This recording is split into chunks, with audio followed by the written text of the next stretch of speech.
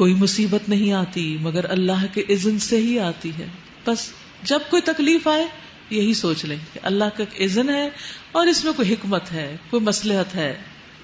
جو شخص اللہ پر ایمان رکھتا ہو اللہ اس کے دل کو ہدایت بخشتا ہے.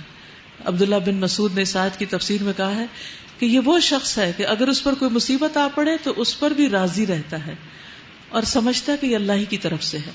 یعنی تکلیف اور نعمت دونوں اسی طرف سے آتے ہیں اور دونوں میں ہی کوئی مقصد ہے, کوئی بھلائی ہے. جو شخص اللہ پر ایمان رکھتا ہو اللہ اس کے دل کو ہدایت بخش دیتا ہے, تسلی دے دیتا ہے, اور اللہ کو ہر چیز کا علم ہے. اللہ کی اطاعت کرو اور رسول کی اطاعت کرو, لیکن اگر تم اطاعت سے منہ موڑتے ہو تو ہمارے رسول پر صاف صاف حق پہنچا دینے کے سوا کوئی ذمہ داری نہیں. اللہ وہ ہے جس کے سوا کوئی الہ نہیں, لہذا ایمان لانے والوں کو اللہ ہی پر بھروسہ رکھنا چاہیے. اے لوگو جو ایمان لائے ہو, تمہاری بیویوں اور تمہاری اولاد میں سے بعض تمہارے دشمن ہیں, ان سے ہوشیار رہو. میٹھے دشمن. اور اگر تم عفو درگزر سے کام لو اور معاف کر دو تو اللہ غفور الرحیم ہے. کیونکہ انسان سب سے زیادہ انہی کی باتوں میں آ جاتا ہے, انہی کے پسلانے میں آ جائے. ان کی محبت میں بعض اوقات انسان اللہ تعالیٰ کو ناراض کر بیٹھتا ہے, اور خاص طور پر اگر اولاد اور گھر والے دین پر نہ ہو تو آزمائش دگنی ہو جاتی ہے. ایک شخص نے اس آیت کے بارے میں آ کر ابن عباس سے پوچھا تو فرمایا یہ وہ لوگ ہیں جو مکہ میں اسلام لائے, نبی صلی اللہ علیہ وسلم کے پاس آنے کا ارادہ کیا تو ان کے بیوی بچوں نے ان کو روک لیا کہ نہیں ہجرت مت کرو. جب مدینہ پہنچے تو انہوں نے دیکھا کہ مدینہ والے تو دین کی سمجھ بوجھ میں بہت آگے گزر چکے ہیں اور ہم پیچھے رہ گئے ہیں. تو انہوں نے اپنے گھر والوں کو سزا دینے کا ارادہ کیا کہ ان کی وجہ سے ہم دین کی سمجھ بوجھ میں پیچھے رہے ہیں. تو اس پر یہ آیت اتری کہ بچ کے رہو اور معاف کر دو.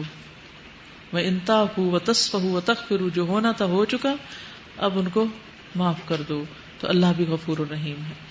اور یہ حقیقت ہے کہ بعض اوقات انسان دین کے سمجھ بوجھ میں یا دین کی خدمت میں کیوں پیچھے رہ جاتا ہے. ہم سب اپنا اپنا جائزہ بھی لیں اور اس کانٹیکسٹ میں لیں کہ اس میں ہمارے گھر والوں کا کیا رول ہے, ان کی وجہ سے ہم کتنے پیچھے, اور اس میں سے کتنا عذر جینون ہے اور کتنا ہم نے خود بنا لیا. جیسے بعض اوقات ہم خود ہمت نہیں کرتے. مثلا میں دورہ قرآن شروع کرتے ہوئے ڈر رہی تھی کہ اس موسم میں شاید میں کوپ نہ کر پاؤں, میری انرجی لیول لو نہ ہو جائے روزے کے ساتھ, طویل روزہ بھی ہے اور قرآن تو پہاڑ پر بھی اتار دیا جائے تو وہ دب جائے, تو میں تو ایک کمزور سی خاتون ہوں تو میرا کیا ہوگا, وغیرہ وغیرہ. بہت سی ایسی چیزیں دل میں آتی رہی.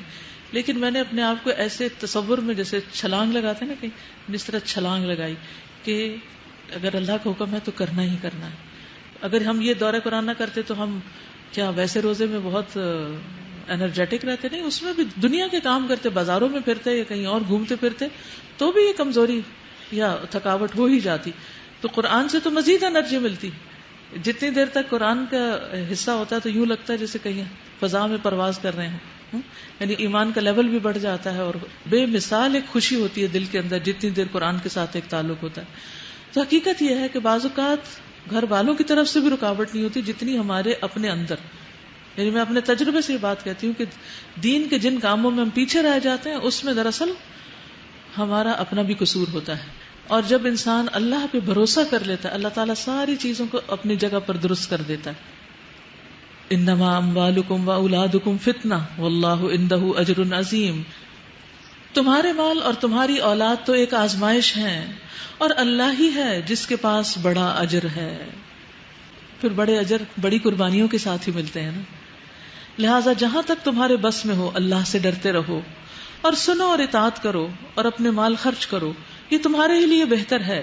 جو اپنے دل کی تنگی سے محفوظ رہ گئے بس وہی فلاح پانے والے ہیں.